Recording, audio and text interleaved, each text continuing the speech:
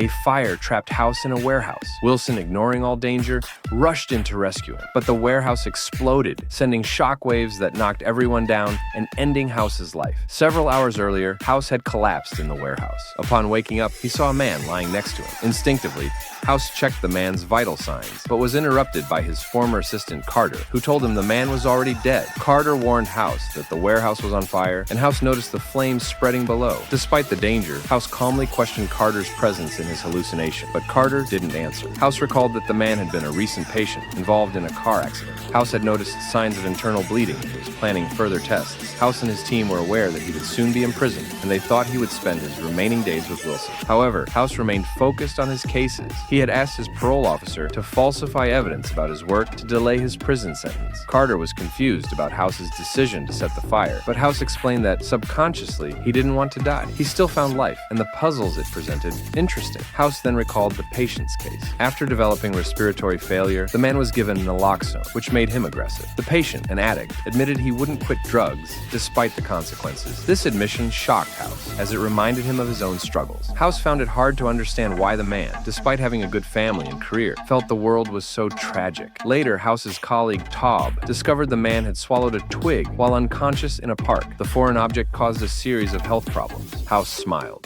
knowing he'd solved the mystery, even without Wilson. Amber, witnessing this, reminded House that even without Wilson, he could still find purpose in his work. As House was about to leave the burning warehouse, he found the stairs blocked. He tried another route but fell as the floor collapsed under him. He managed to hold on but fell to the ground floor, now fully engulfed in flames. Despite the pain in his leg, House surveyed his surroundings. There was no way out, and the exit above had been consumed by the fire. Meanwhile, Wilson and Taub, after realizing House was missing, came to his house and found his phone. They discovered House had called his patient 4 times, which was unusual since House never reached out to patients. House then heard a familiar voice. It was his ex-wife. She questioned why he stopped trying to escape, and House replied that it was God's plan. However, his ex-wife knew better. She understood House's belief in love, despite his outward coldness. House then reflected on a conversation with Wilson before everything went wrong. House had asked Wilson to take the blame for him, claiming responsibility for blocking the sewer. Wilson, despite being reluctant, agreed because he wanted to spend his last months with House. House left the conversation satisfied, feeling he had done what he could.